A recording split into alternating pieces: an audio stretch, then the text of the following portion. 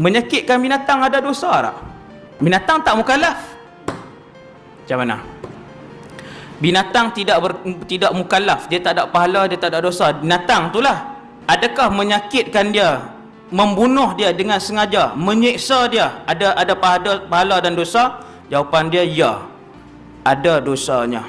Seperti mana yang Nabi sebut, memberi makan pada setiap yang bernyawa di kalangan binatang itu ada pahalanya, begitulah juga menyakitkan setiap binatang yang bernyawa juga ada dosanya.